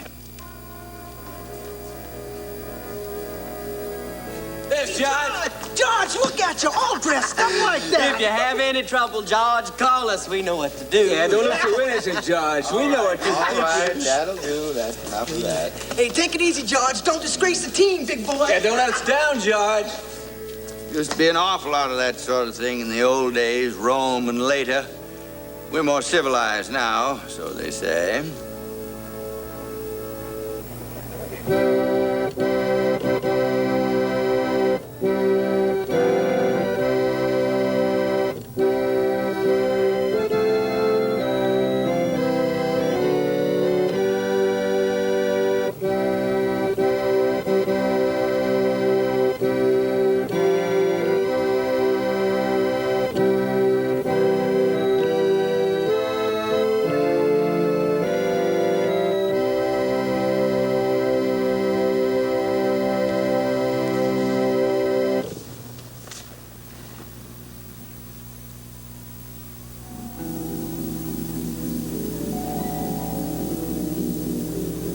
I don't know why on earth I should be crying.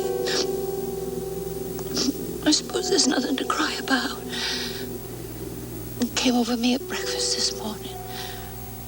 There was Emily, eating her breakfast, as she's done for 17 years. And now she's going off to eat it in someone else's house. I suppose that's it. And Emily, she suddenly said, I can't eat another mouthful. And she put her head down on the table. And she cried. Oh, I got to say it. You know, there's something downright cruel about sending our girls out into marriage this way. I hope some of her girlfriends told her a thing or two. It's cruel, I know, but I couldn't bring myself to say anything. I went into it blind as a bat myself. The whole world's wrong. That's what's the matter.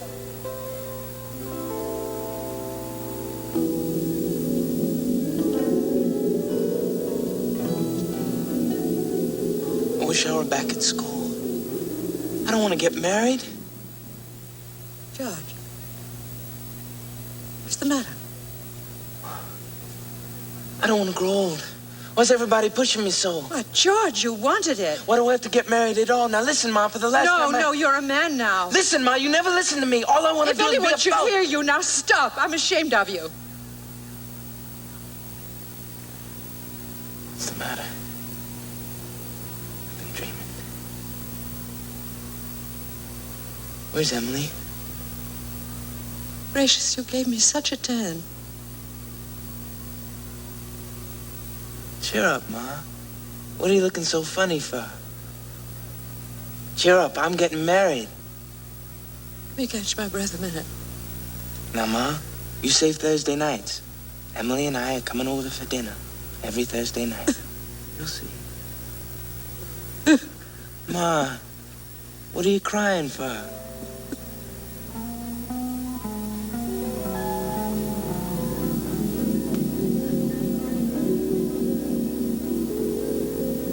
I never felt so alone in my whole life. George over there looking so. I hate him. I wish I were dead. Papa? Papa? Emily, now don't get upset. Papa, I don't want to get married. Emily, everything's all right. Why can't I stay for a while just as I am? Let's go away. No, Emily, now stop and think a minute. Don't you remember what you used to say to me? All the time you used to say, all the time, that I was your girl. There must be lots of places we can go to. I'll work for you. I could keep house. Now, you mustn't think of such things. You're just nervous, Emily. Why, you're marrying the best young fella in the world. George is a fine fella. George, will you come here a minute? Papa? I'm giving away my daughter, George. You think you can take care of her? Mr. Webb, I want to try. Emily, I'll do my best. I love you, Emily. I need you. If you love me, then help me. All I want is someone to love me. I will. If ever I'm sick or in trouble, that's what I mean. Emily, I'll try. I mean forever. Do you hear? Forever and ever. Come, they're waiting for us.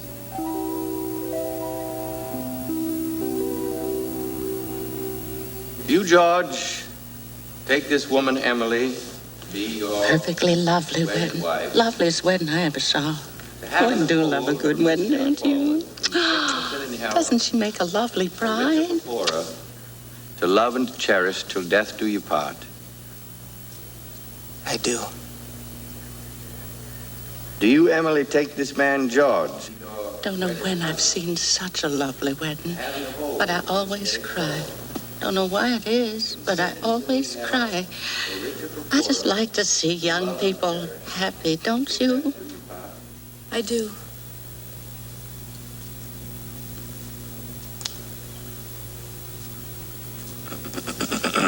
The ring.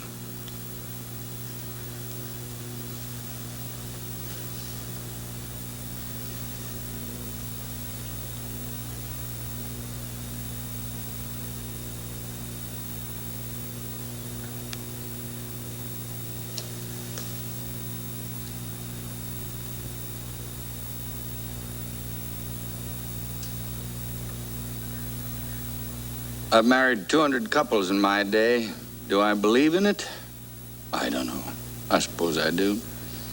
M marries N, millions of them. The cottage, the go-kart, the Sunday afternoon drives in the Ford, the first rheumatism, the grandchildren, the second rheumatism, the deathbed, the reading of the will, once in 1,000 times. It's interesting.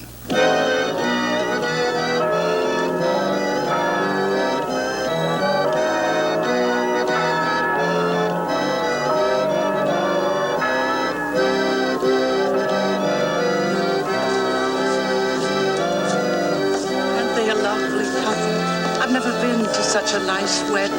I'm sure they'll be happy. I always say happiness, that's the great thing. The important thing is to be happy.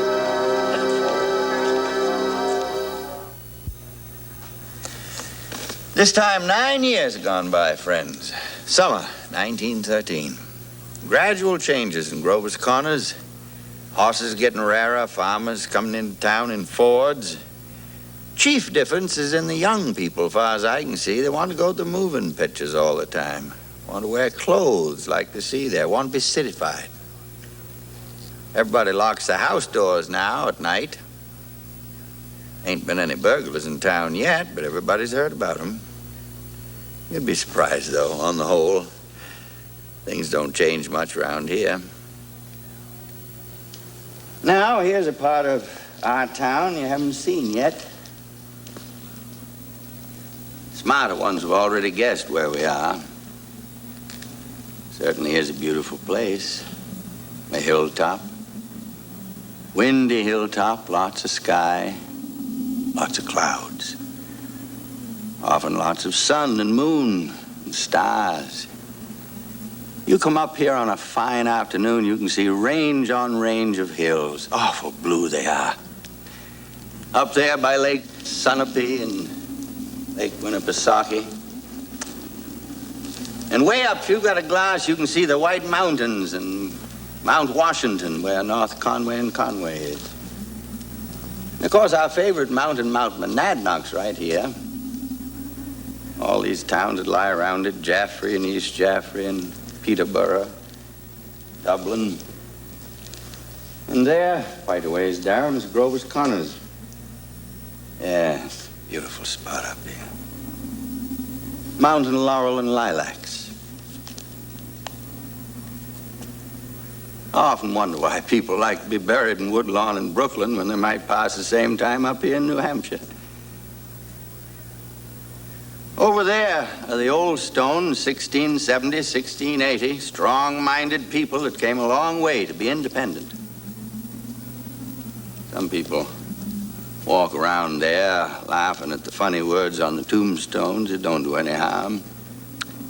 And genealogists come up from Boston, get paid by city people for looking up their ancestors. They want to make sure they're daughters of the American Revolution and of the Mayflower. Well, I guess that don't do any harm either. Wherever you come near the human race, there's layers and layers of nonsense. Over there are some Civil War veterans. Iron flags on their graves. New Hampshire boys had a notion the Union ought to be kept together, though they'd never seen more than 50 miles of it themselves. All they knew was a name, friends. The United States of America. The United States of America. They went and died about it. This here is the new part of the cemetery. Here's your friend, Miss Gibbs. And let me see now. Here's Mr. Stimson, organist at the Congregational Church. And Mrs. Soames, who enjoyed the wedding so. Oh, and lots of others. Constable Warren. And, Editor Webb's boy, Wallace, whose appendix burst on a Boy Scout trip to Crawford Notch. Yes, an awful lot of sorrow was sort of quieted down up here. People just wild with grief have brought their relatives up to this hill. We all know how it is. Then time and sunny days and rainy days and snow. We all know how it is. This certainly is an important part of Grover's Corners. A lot of thoughts come up here, night and day. But there's no post office. Now, I'm going to tell you some things that you know already. You know them as well as I do, but you don't take them out and look at them very often. I don't care what they say with their mouths. Everybody knows that something is eternal. And it ain't houses, and it ain't names, and it ain't earth, and it ain't even the stars. Everybody knows in their bones that something is eternal. And that something has to do with human beings. All the greatest people ever lived been telling us that for 5,000 years, and yet you'd be surprised how people are always losing hold of it. There's something way down deep that's eternal about every human being.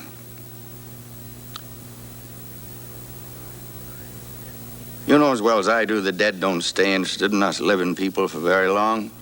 Gradually they lose hold of the earth, the ambitions they had, and the pleasures they had, and the things they suffered, and the people they loved. They get weaned away from earth. That's the way I put it, weaned away. And they stay here while the earth part of them burns away, burns out. And all that time, they slowly get indifferent to what's going on in Grover's Corners. They're waiting. They're waiting for something they feel is coming, something important and great. Aren't they waiting for the eternal part in them to come out clear?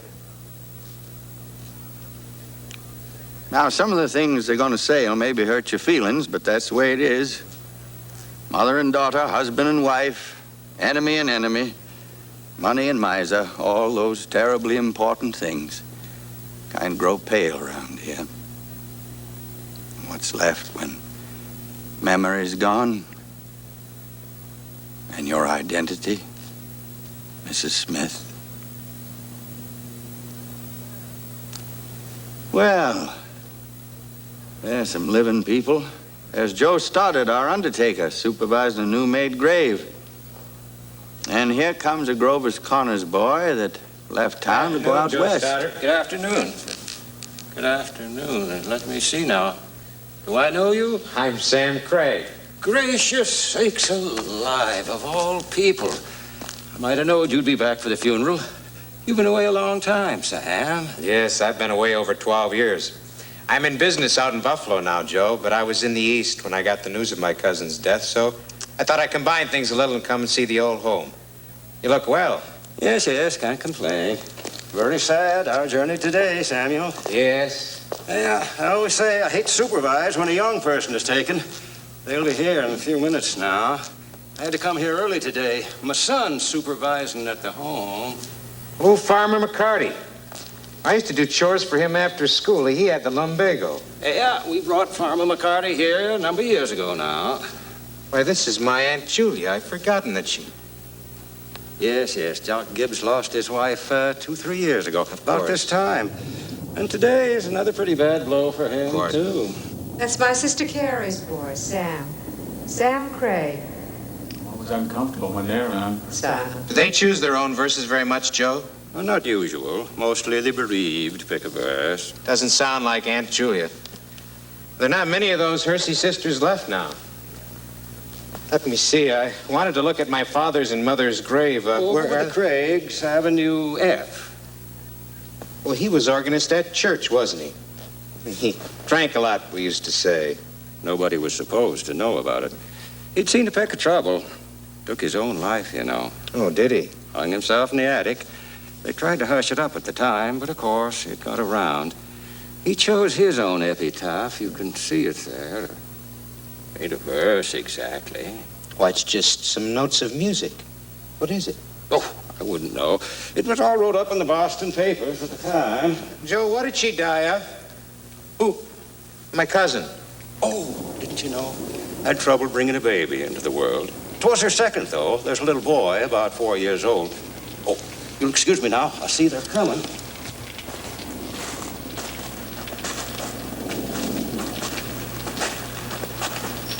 Rain'll do a lot of good. Yeah, reckon things were getting downright hard. Don't look like it's gonna last long, though. Who is it, Julia? It's my daughter-in-law, Emily Webb. Well, I declare. The road up here must have been awful muddy. What did she die of, Julia? In childbirth. Childbirth? I'd forgotten all about that. My, wasn't life awful. And wonderful. Wonderful, was it? Simon, now remember. I remember Emily's wedding. Wasn't it a lovely wedding? And I remember her reading the class poem at graduation exercises. Emily was one of the brightest girls ever graduated from high school. I've heard Principal Wilkins say so time after time. I called on them at their new farm just before I died. Perfectly beautiful farm. It's on the same road we lived on. Yep, just near the Elk picnic grounds. Remember, Joe?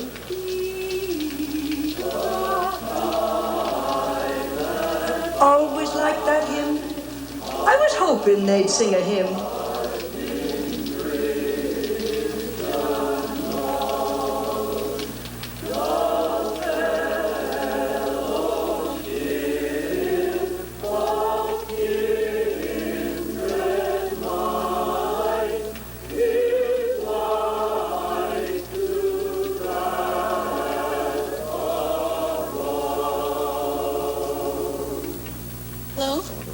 Hello, Miss Gibbs. Hello, Mother Gibbs. Emily. Hello. It's raining. Yes. They'll be gone soon, dear. Just rest yourself. It seems thousands and thousands of years since Papa remembered that was my favorite hymn. Oh, I wish I'd been here a long time. I don't like being new here. How do you do, Mr. Simpson? How do you do, Emily? Mother Gibbs, George and I have made that farm into just the best place you ever saw. We thought of you all the time. We wanted to show you the new barn and a great long cement drinking fountain for the stock. We bought that out of the money you left us. I did. Don't you remember, Mother Gibbs? The legacy you left us. Why, it was over $350. Yes, Emily. Well, there's a patent device on the drinking fountain so that it never overflows, Mother Gibbs. And it never sinks below a certain mark they have there. It's fine.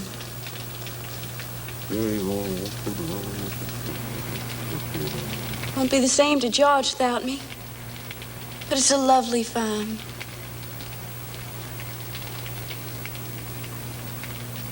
Live people don't understand, do they? No, dear.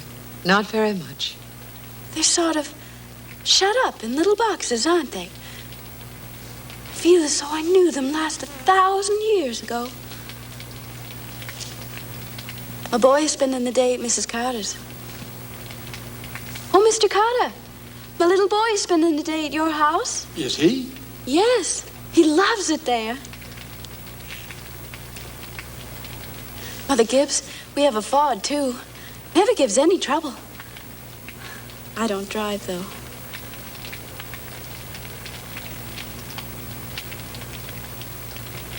Mother Gibbs, when does this feeling go away? This feeling of being one of them. How long does it... Just wait and be patient. I know. Oh, look, they're finished. They're going.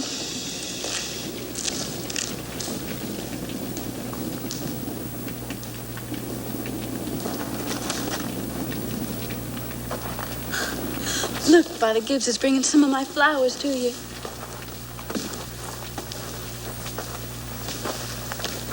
Oh, Mother Gibbs, I never realized before how troubled and how in the dark live persons are. Oh, look at him. I loved him so. From morning until night, that's all they are. Troubled.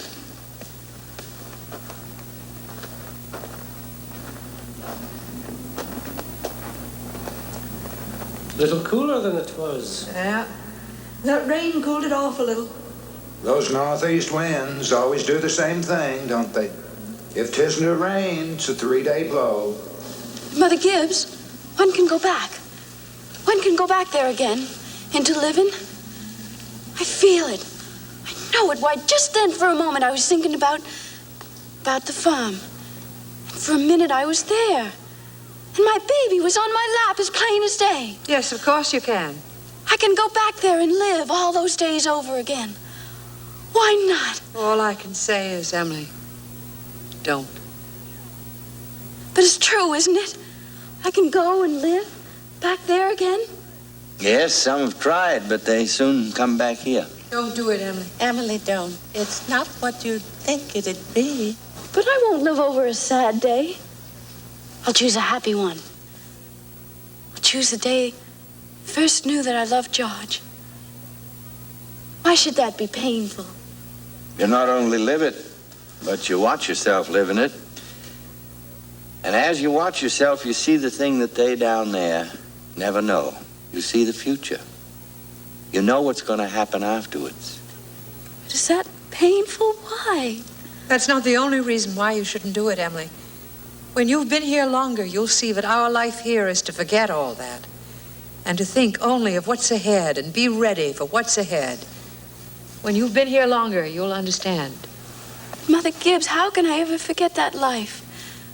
That's all I know.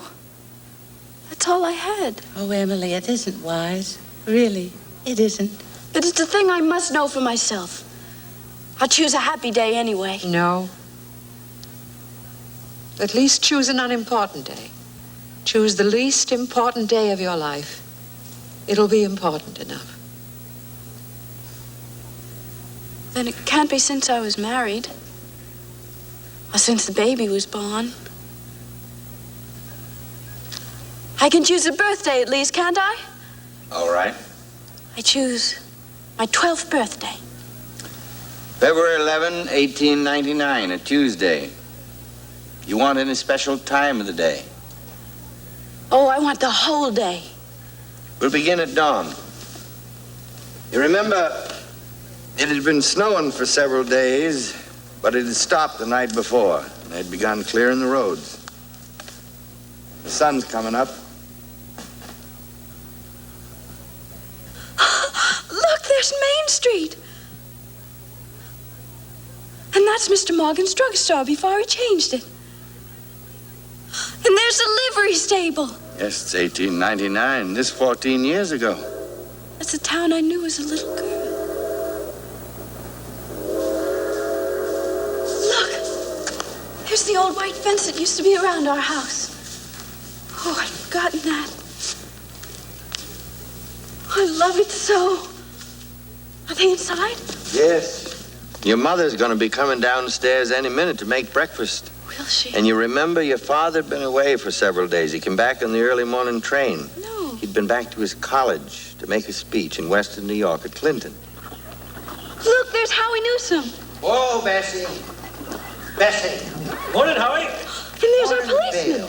You're up early. But he's Been dead. He rescuing a died. party. Darn near froze to death. Down by Polish Town there. Got drunk and laid out in the snowdrifts.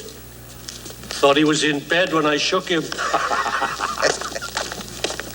And there's Morning, Joe Mr. Crowell. Warren. Morning, Howie. Children? Wally, Emily, time to get up. Mom, I'm here. Oh, how young Mama looks.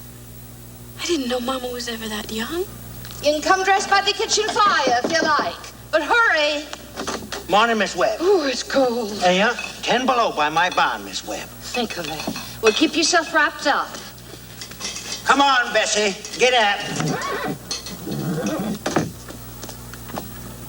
Mama? Mama, I can't find my blue hair ribbon anywhere.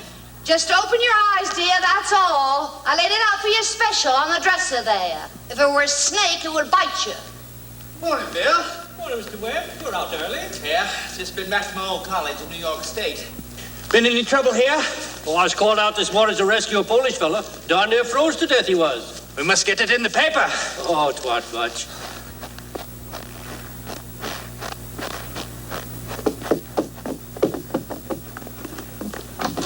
Good morning, Mother. How'd it go, Charles? Oh, fine, I guess.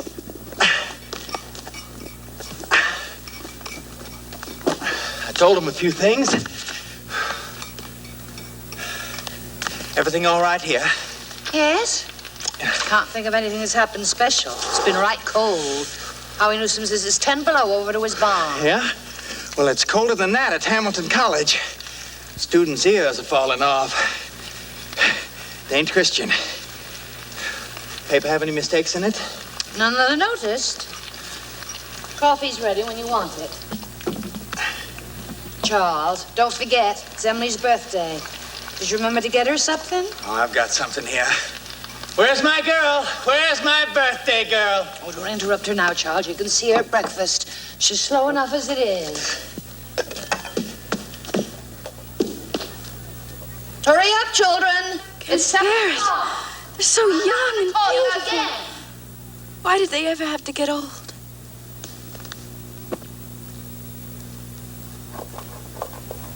Mama, I'm here. I'm grown up. I love you all. Everything. Oh, I can't look at everything hard enough.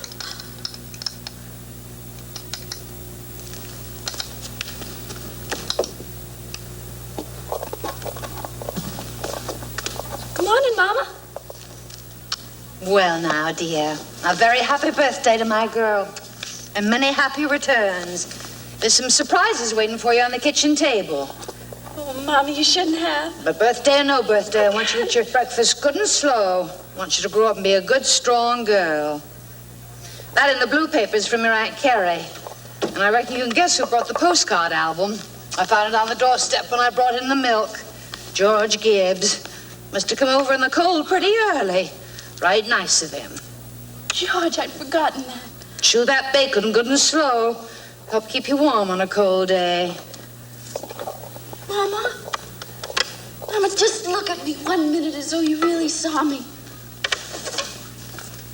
Mama, 14 years have gone by. I'm dead. You're a grandmother, Mama. I married George Gibbs, Mama. Wally's dead, too. Mama, his appendix burst on a camping trip to North Conway. We all felt just terrible about it. Don't you remember? But just for a moment now, we're all together. Just for a moment, we're happy. Let's look at one another. That in the yellow paper is something I found in the attic. Among your grandmother's things. You're old enough to wear it now, and I thought you'd like it. And this is from you. Why, Mama, it's lovely. And it's just what I wanted. It's beautiful. Well, I hoped you'd like it. I hunted all over. Your Aunt Nora couldn't find one in Concord, so I had to send it all the way to Boston. Wally has something for you, too. He made it manual training class, and he's very proud of it. Be sure you make a big fuss about it. Your father has a surprise for you, too. Don't know what it is myself. Shh, here he comes. Where's my girl? Where's my birthday girl? I can't go on. It goes so fast. We don't have time to look at one another. I didn't realize so all that was going on. We never noticed. Take me back up the hill to my grave.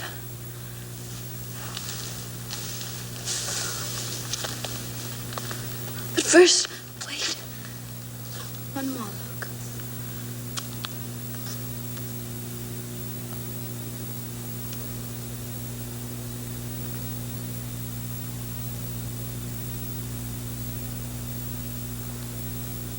Goodbye.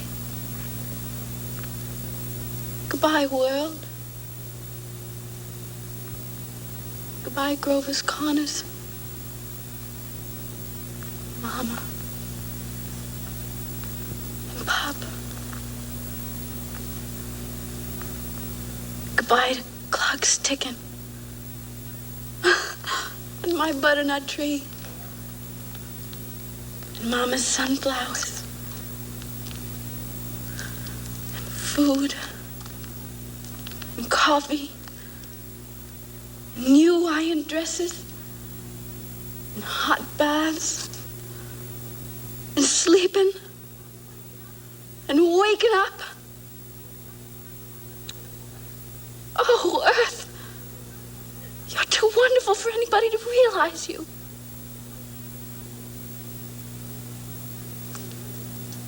Do any human beings ever realize life while they live it? Every minute? No. Saints and poets, maybe they do some. I'm ready to go back.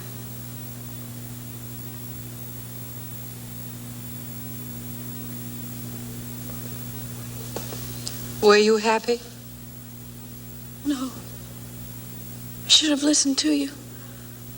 That's all human beings are, just blind people. Look, it's clearing up. Stars are coming out. Oh, Mr. Stimson, I should have listened to. Yes, now you know. Now you know. That's what it was to be alive. To move about in a cloud of ignorance. To go up and down trampling on the feelings of those about you. To spend and waste time as though you had 1,000,000 years. To be always at the mercy of one self-centered passion or another. Now you know that's the happy existence you wanted to go back to. Ignorance and blindness. Simon Stimson, that ain't the whole truth, and you know it.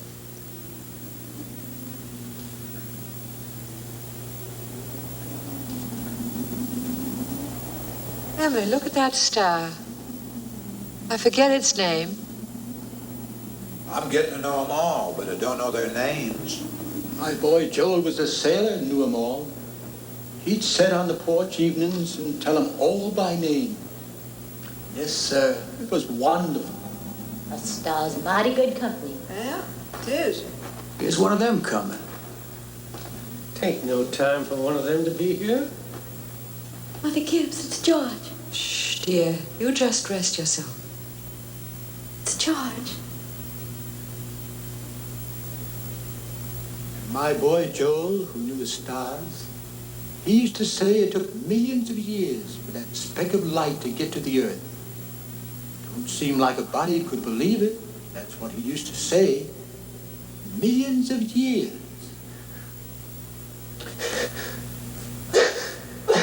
Goodness. That ain't no way to behave. You ought to be home.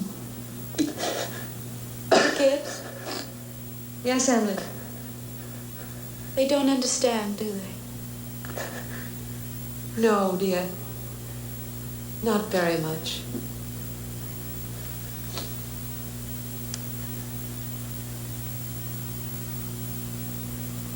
Most everybody's asleep in Grover's Corners.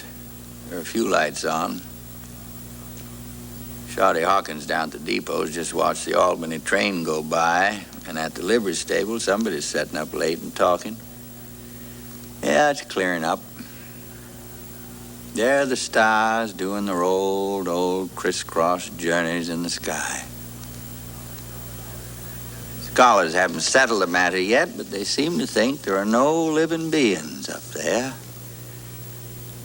Just chalk or fire. Only this one is straining away all the time to make something of itself. Straining so bad that every 16 hours, everybody lies down and gets a rest. 11 o'clock, Grover's Corners. You get a good rest, too. Good night.